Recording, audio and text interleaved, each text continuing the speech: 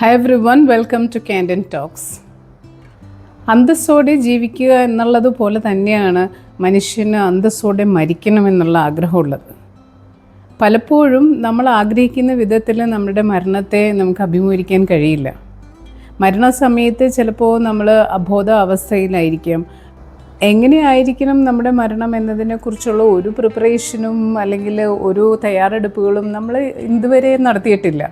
രോഗശൈലിയിൽ കിടക്കുന്ന സമയത്ത് ഒരിക്കലും നമ്മുടെ ആഗ്രഹപ്രകാരമായിരിക്കില്ല ചികിത്സാ രീതികളോ അല്ലെങ്കിൽ പരിചരിക്കുന്നവരുടെ സമീപ്യമോ ഒക്കെ മറ്റുള്ളവരുടെ കൺവീനിയൻസ് അനുസരിച്ചോ അതോ ഡോക്ടേഴ്സിൻ്റെ നിർദ്ദേശപ്രകാരമോ ഒക്കെ ആയിരിക്കാം പല കാര്യങ്ങളും നടക്കുന്നത്.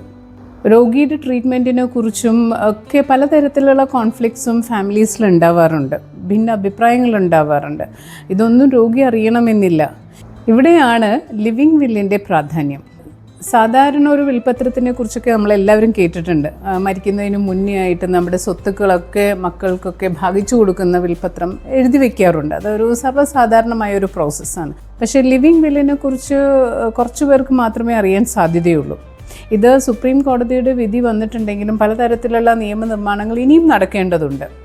18 ഇയേഴ്സ് കഴിഞ്ഞ് ഏതൊരാൾക്കും ലിവിങ് വില്ല് പ്രിപ്പയർ ചെയ്യാവുന്നതാണ്.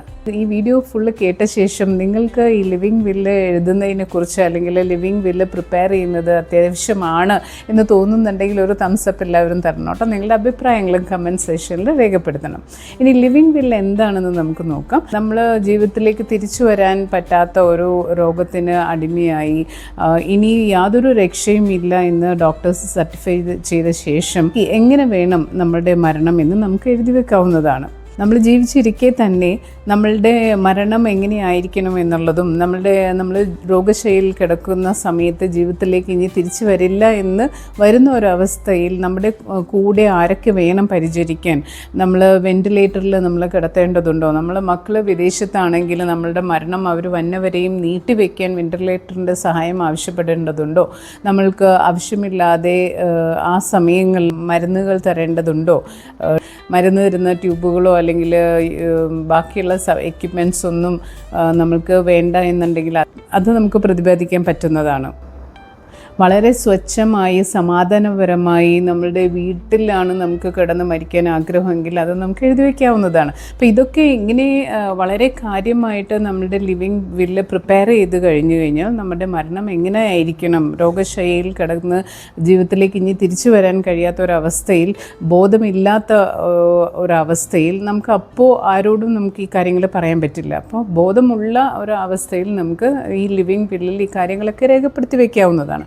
അപ്പോൾ അത് വളരെ ക്ലിയർ ആയിരിക്കും നമ്മുടെ മരണം എങ്ങനെയായിരിക്കണമെന്ന് നമുക്ക് രോഗി തന്നെ നേരത്തെ തന്നെ പ്രിപ്പയർ ചെയ്ത് വെച്ചിരിക്കുന്നത് കൊണ്ട് യാതൊരു സംശയങ്ങളും ഇല്ല. ഡോക്ടേഴ്സിനോ ബന്ധുക്കൾക്കോ എല്ലാവർക്കും ഒരു ക്ലിയർ പിക്ചർ കിട്ടും. സാധാരണ വീടുകൾ കണ്ടുവരുന്ന ഒരവസ്ഥയെന്ന് വെച്ചാൽ രോഗിയെ ചികിത്സിക്കുന്ന രീതിയിലൊക്കെ ബന്ധുക്കൾക്ക് ഭിന്ന അഭിപ്രായങ്ങളുണ്ടാവും, അവിടെ വഴക്കുകളൊക്കെ ഉണ്ടാവാൻ സാധ്യതയുണ്ട്. പിന്നെ സമൂഹത്തിന് എന്ത് തോന്നുമെന്നൊക്കെ കരുതി കാശില്ലെങ്കിൽ പോലും വെൻറ്റിലേറ്ററിലൊക്കെ കിടത്തിയ അങ്ങനെ വളരെയധികം സാമ്പത്തിക ബാധ്യതകൾ വരുത്തി വയ്ക്കാറുണ്ട് കുടുംബാംഗങ്ങൾ. നമ്മൾ തന്നെ നമ്മുടെ ലിവിങ് വില്ല് തയ്യാറാക്കി കഴിഞ്ഞാൽ വളരെ ക്ലിയർ ആയിട്ട് തന്നെ കുടുംബാംഗങ്ങൾക്ക് എല്ലാവർക്കും ബാക്കി കാര്യങ്ങളൊക്കെ തീരുമാനിക്കേണ്ടതിനെ കുറിച്ചൊരു ക്ലാരിറ്റി ഉണ്ടാവും. ലിവിങ് വില്ല് തയ്യാറാക്കി കഴിഞ്ഞാൽ ചികിത്സ നിഷേധിക്കുന്നു എന്നുള്ളതല്ല അതിൻ്റെ അർത്ഥം. Primary and secondary medical board certify ചെയ്ത ശേഷം മാത്രമേ ഈ ലിവിങ് വില്ല് ആക്റ്റീവ് ആവുകയുള്ളൂ. അതായത് ഈ രോഗി ഇനി ജീവിതത്തിലേക്ക് തിരിച്ചു വരില്ല എന്ന് അവർ സർട്ടിഫൈ ചെയ്താൽ മാത്രമാണ് ഈ ലിവിങ് വില്ല് പ്രകാരം കാര്യങ്ങൾ ചെയ്യുള്ളൂ. രോഗിയെ സമാധാനപരമായിട്ട് മരണത്തിലേക്ക് പോകാൻ സമ്മതിക്കുന്നത് തന്നെ. എത്ര പ്രാവശ്യം വേണമെങ്കിലും ലിവിങ് വില്ല് മാറ്റി എഴുതാവുന്നതാണ്.